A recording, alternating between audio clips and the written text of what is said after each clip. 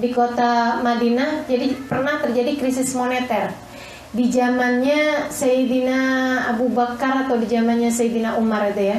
Jadi pernah ada krisis moneter yang luar biasa. Waktu itu sampai harganya gandum menjadi 3 kali lipat dari harga kebiasaan. Kalau kita nih beras nih misalnya, beras kebiasaan harganya 10.000, itu naik sampai harga berasnya tuh 30.000. Beras yang sama itu pada waktu tersebut sampai bisa 30.000. Dan kebetulannya nggak ada yang kebetulan dari rahmatnya Allah SWT ya. Dari semua semesta ini digerakkan di bawah kendalinya Allah, nggak ada yang kebetulan.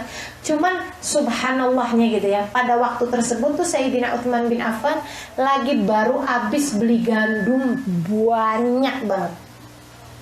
Jadi begitu dagangannya Sayyidina Utsman itu datang, wah para pedagang-pedagang ribut semuanya bersama dengan Sayyidina Utsman, kepengen beli gandumnya Sayyidina Utsman. Sampai mereka nawar, udah deh kita beli 2 kali lipat. Sampai ada yang udah deh kita beli 3 kali lipat. Wahai Utsman, saya ambil semuanya deh gitu. Kamu udah deh berapa deh, tinggal sebut harga deh. Dari gandummu ini tinggal sebut aja harganya, kita mau gitu gandumnya. Kata Sayyidina Utsman, ada nggak yang gila di antara kalian yang mau nawar gandum saya 10 kali lipat? Oh ya nggak ada.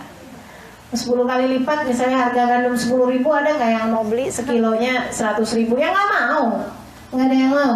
Udah nggak ada yang gila yang sampai mau beli harganya 10 kali lipat, nggak ada. Mereka maunya sampai di harga 2 kali lipat ataupun 3 kali lipat. Katanya Sayyidina Utsman, kalau kayak begitu saya udah jual seluruh gandum saya kepada yang mau membelinya minimal dengan 10 kali lipat. Mana ada katanya orang-orang? Ada. Siapa?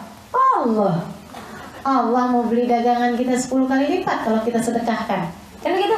Minimal 10 kali lipat. Innal hasanat bi asyri amsalihha. Sesungguhnya satu kebaikan berbalas dengan 10 kali lipatnya. Saya sudah sedekahkan semua gandum saya buat umat Islam.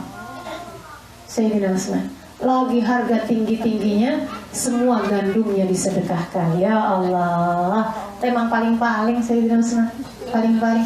Makanya Nabi Muhammad sayangnya sama Sayyidina Utsman bin Affan luar biasa.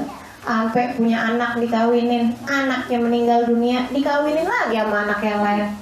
Sampai katanya para sahabat dari cemburunya ya, sama Sayyidina Utsman nih cemburu nih sahabat-sahabat, sampai pada bisik-bisik gitu. Ngomongnya mereka tuh kayak begini deh. Nabi kayak kagak ada orang aja. Nabi kayak nggak ada kiti-kiti gitu. Nabi kayak nggak ada orang aja gitu. Anaknya kawinin sama Utsman, meninggal dikawinin lagi tuh Sayyidina Utsman sama anak yang lain, kayak nggak ada yang lain aja Nabi Muhammad. Suara mereka tuh karena kecemburuan dan karena sayang, karena cinta sama Nabi Muhammad gitu. Ada suara seperti itu. Bikin Sayyidina Utsman jadi nggak enak hati gitu. Iya Allah, siapa saya gitu. Kok Nabi tuh sampai kawinin lagi saya sama putrinya yang lain lagi. Ya Allah, malu, bener saya nggak punya muka nih. Itu merasa malu gitu Sayyidina Utsmannya. Teman-teman saya sekalian, Nabi tahu apa yang dirasakan Sayyidina Utsman. Nabi ngomong di masjid, di tengah-tengah para sahabat-sahabat semuanya, biar pada dengar semuanya kayak apa Nabi sayangnya sama Sayyidina Utsman. Katanya Nabi Muhammad alaihissalam, andai saya punya 10 anak perempuan, meninggal satu demi satu, tidak akan saya kawinkan kecuali kepada Utsman. Nah loh, jangan kata 2, 10-10-10-nya yang mau kawinin Utsman. Dari senangnya, dari sayangnya, dari cintanya Nabi Muhammad, dari jatuh cintanya Nabi sama pesonanya Sayyidina Utsman bin Affan. Apa pesonanya? Hati yang dermawan. Sayyidina Utsman, hatinya dermawannya luar biasa.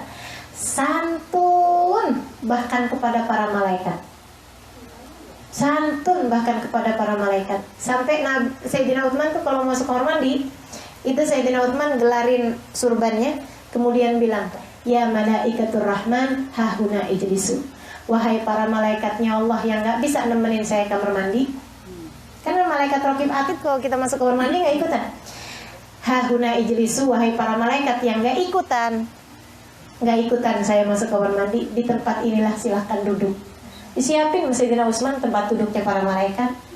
Ya Allah, itu malaikat-malaikat sampai ikutan hormat santun kepada Sayyidina Uthman. Nabi Muhammad cerita, katanya Nabi Muhammad SAW, hadzal rajul istaha minhu malaikatur rahman. Ini Sayyidina Uthman adalah seseorang yang malaikat-malaikat sungkan, segan, malu kepadanya. Oh Allah, gimana itu? Teman-teman sekalian, ada orang malaikat-malaikatnya Allah sampai sungkan sama dia, segan, malu gitu rasanya Sayyidina Uthman. Kita kalau mikirin kayak begini nih, kira-kira malaikat sama kita nih gimana? Gemes kali ya. Ini orang agak bener-bener juga gitu. Ini cewek satu nih ya Allah.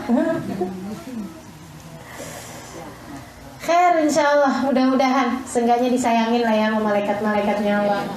Nggak ngarep sih kalau sampai dimaluin, maksudnya sampai malaikat malu sama kita. Enggak, tapi ya seenggaknya biar malaikat-malaikat juga sayang sama kita insyaallah. Amin ya rabbal alamin.